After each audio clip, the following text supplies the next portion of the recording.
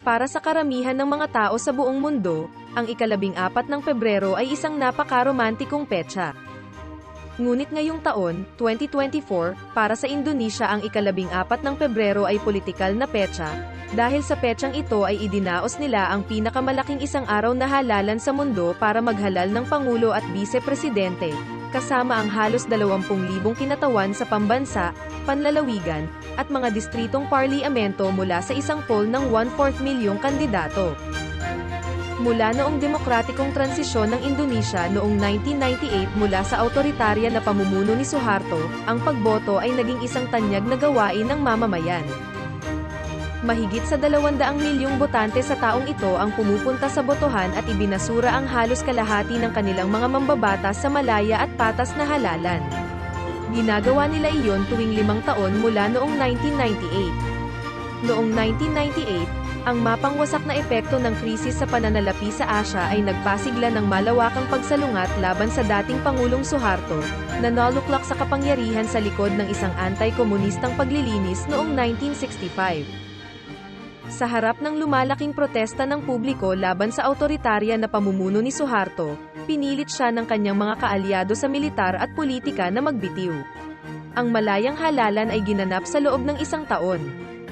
Ang mga halalan noong 1999 ay pinaglabanan ng 48 partido, 21 sa mga ito ang nagawang manalo ng mga pwesto sa parlamento. Ang mga nangungunang gumaganap, gayunpaman, ay ang parehong 3 partido na binubuo ng rubber stamp parliament ni Suharto. Ang pinakamalaking nagwagi ay ang Indonesian Democratic Party of Struggle, PDIP, na pinamumunuan ni Megawati, anak ng unang Pangulo ng Indonesia, si Sukarno, na pinatalsik ni Suharto. Sa pangalawang lugar ay ang sariling Golkar Party ni Suharto, na pinamumunuan ng mga loyalista ng rehimen mula sa negosyo at militar na background. At pangatlo ay ang United Development Party, na binubuo ng mga elite ng Muslim na kumakatawan sa iba't ibang grupong panlipunan at ideolohikal. Sa pamumuno ng halos 2/3 ng mga pwesto sa parlamentaryo, ang mga tagaloob ng rehimeng ito ay nagtakdang baguhin ang mga tuntunin ng kompetisyon sa politika. Habang ang panggigipit ng publiko na gawing mas competitive ang sistema ay napakalaki, determinado silang panatilihin ang kanilang pangingibabaw sa loob nito. Bilang resulta, ang mga pagbabago sa konstitusyon na ipinasa sa pagitan ng taong 2001 at taong 2002 ay naglalaman ng mga matatapang na hakbang para sa pagpapabuti ng representasyon kasama ng mga kondisyon na pumapabor sa malalaking partido na nanunungkulan. Halimbawa, ang pag-aalis ng kota para sa mga pwestong militar sa parliament ay may napakabigat na mga kahilingan sa pagpaparehistro para sa mga bagong partidong pampulitika. Ang pagpapakilala ng mga direktang halalan ng presidente ay nilimitahan ng nominasyon, upang ang mga partido lamang na may hindi bababa sa 20% ng mga pwesto sa parliamento ang maaaring maglagay ng kandidato. Ang paglipat sa isang open list na proporsyonal na sistema ng representasyon ay nagbigay ng higit na boses sa mga botante sa halalan ng mga mambabatas, ngunit ang pagbuo ng malalaking distrito ng electoral ay nagpatibay sa kalamangan ng mga lumang partido na may mas mahusay na infrastruktura ng kampanya. Tiniyak ng mga bagong alituntunin na ang kilusang masa na umusbong upang tutulan si Suharto at humiling ng radikal na pagbabago ay hindi kailanman sinunod ng pampulitikang organisasyon. Sa katunayan, lahat ng mga bagong partido na nagtagumpay sa pagpasok sa parlamento pagkatapos ng 2004 na ay pinamunuan ng mga negosyante sa panahon ng Suharto at mga retiradong general ng militar, na may kakayahan upang sumunod sa mahirap na mga kahilingan ng administratibo. Ang kawalan ng mga bagong humahamon ay nagbunga ng isang predictable pattern ng collusive power sharing sa mga elite sa panahon ng Suharto. Nakipagkumpetensya sila sa isa't isa sa mataas na kahilingan sa kompetensya sa pagkapangulo at lehislatibo sa pamamagitan ng mga agresibong kampanya at malawakang pagbili ng boto. Ngunit pagkatapos ng halalan ang mga karibal na partido ay nagmamadaling bumuo ng mga alyansa sa nanalo kapalit ng appointment sa mga kumikitang posisyon. Sa kabila ng masiglang proseso ng electoral na ito, ang demokrasya ng Indonesia ay kinukontrol pa rin ng mga elite sa politika, negosyo, at militar na bumuo ng kanilang kapalaran sa loob ng 32 taon ng autoritaryan na pamumuno ni Suharto. Sa ilalim ng matinding panggigipit ng publiko, Sumang-ayon silang maging demokratiko ngunit nagtakda ng mga tuntunin para makamit ang dalawang layunin, lumikha ng hindi patas na mga hadlang sa pagpasok para sa mga bagong manlalaro habang tinitiyak ang patas na kompetisyon sa kanilang mga sarili. Sa nakalipas na 2 dekada, ang kapangyarihan ay kadalasang nagpalipat-lipat ng mga kamay sa pagitan ng mga elit na ito, na ang mga partidong pampulitika ay nagpapasya kung sino ang lalabas sa balota at kung ano ang ginagawa ng mga nanalo sa pagitan ng mga halalan. Si Joko Widodo, ang napakapopular na pangulo ng bansa, ang unang hindi kagrupo ng mga elit. Ngunit ang popular na suporta ay nakatulong sa kanya na umakyat sa kapangyarihan. Ang paggamit nito sa sistemang kontrolado ng mga elit sa panahon ni Suharto ay nangangailangan ng pagsunod sa kanilang mga patakaran. Taong 2024, sinuportahan ng mga septuagenarian power broker ng Indonesia ang mga bago at matagal nang umaasang maging pangulo, sa maaaring huli nilang laban sa larangan sa politika. Ngunit hinarang ng matandang gwardyang elite si Widodo, na humingi ng extra-constitutional na ikatlong termino sa panunungkulan. Hindi handang humiwalay sa kapangyarihan at idineklara sa publiko ang kanyang intensyon na makialam sa eleksyon.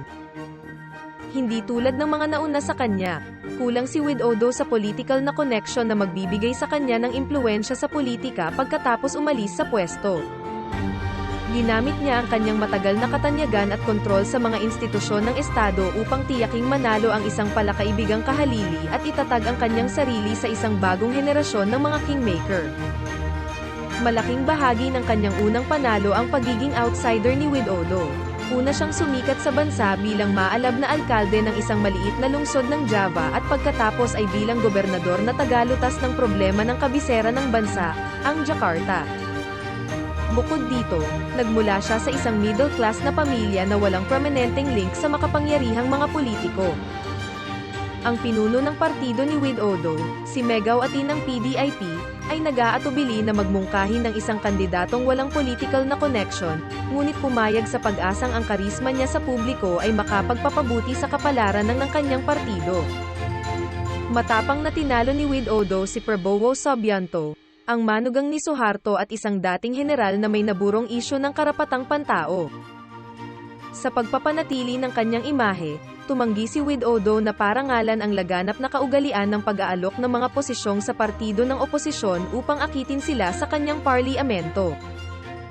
Sinimulan ng mga partido ng oposisyon na hadlangan ang kanyang agenda sa patakaran at ipagkait sa PDIP ang mga posisyon sa pamumuno sa parliamento na tradisyonal na mapupunta sa pinakamalaking mananalo. Ang krisis ay nagbanta sa kakayahan ni Widodo na mamahala at pinatindi ang mga tensyon sa mga pinuno sa kanyang sariling partido, na sinusubukang hadlangan ang kanyang kalayaan. Habang nagtalaga siya ng bagong henerasyon ng mga business elite at technocrats sa kanyang gabinete para ipatupad ang kanyang developmentalist agenda, nagsimulang umasa si Widodo sa mga politiko sa panahon ni Suharto para lutusin ang kanyang mga problema sa politika. Hindi nagtagal, ginawang 2/3 supermajority ng mga bihasang taktika na ito ang 1/3 parliamentary minority ni Widodo sa pamamagitan ng pagpilit sa mga pagbabago sa pamumuno sa dalawang malalaking partido ng oposisyon at pagpilit sa kanila na lumipat ng panig. Noong 2019, muling hinamon ni Subianto sa halalan si Widodo sa isa sa pinaka-polarized na halalan sa kasaysayan ng Indonesia. Ngunit sa pagkakataong ito, ang isang mas kumpiyansang si Widodo, ay may sariling pangkat ng mga mabibigat na old-timer, ay naghangad na makipag-areglo sa matandang gwardya. Itinalaga niya si Subianto bilang kanyang ministro ng depensa, at ang partido ni Subianto ay sumali sa namumunong koalisyon, na nagbigay kay Widodo ng halos ganap na kontrol sa parliamento. Upang matupad ang kanyang ambisyosong agenda sa ekonomiya, ipinagkaloob din ni Widodo ang matagal ng kahilingan ng mga elite na suran ang napakasikat na Corruption Eradication Commission ng Indonesia, isang institusyon na dati niyang ipinagtanggol. Higit pang nakakuha ng suporta si Widodo para sa kanyang mga planong ilipat ang kabisera ng bansa sa pamamagitan ng pagbibigay sa kanyang mga kaalyado ng economic stake sa $44 billion mega project. Dahil sa lakas ng loob ng tagumpay na ito, sinimulan ni Widodo ang paghahanap ng mga paraan upang magpatuloy ng ikatlong termino sa pwesto. Ilang elite ng partido ang nagpahayag ng pagkabalisa, ngunit si Megaw Ati, ang matandang gwardya, ang tiyak na hamarang sa mga pagsisikap na amyendahan ang konstitusyon at pinilit ang gobyerno na mag-ischedule ng mga halalan sa 2024. Pinapasok sa pang-apat na pagkakataon sa 2024 na halalan si Subianto, na 72 taong gulang. Isang lalaking matagal nang gustong maluklok sa kapangyarihan, kakaunti lang ang alam natin tungkol sa kung ano ang balak niyang gawin dito. Lumitaw siya bilang isang makabayang sundalo sa kanyang 2,900 na bid para sa vice presidency bilang running mate ni Megaw Ati, pagkatapos ay bilang isang rabble-rousing nationalist sa 2014 presidential race, bago ipolarize ang publiko bilang isang agrabyado na Islamist noong 2019 para haminin ang muling pagkahalal kay Widodo. Sa kanyang pinakabagong avatar, si Subianto ay umiiwas sa mga mahirap na patakaran. Sa halip, sinusubukan niyang manligaw sa maraming kabataang taga-suporta ni Widodo sa pamamagitan ng paggaya sa kanyang nakaka-relax na estilo sa pamamagitan ng mga posts sa social media. Abangan ang part 2. Please like, share and subscribe to keep the updates.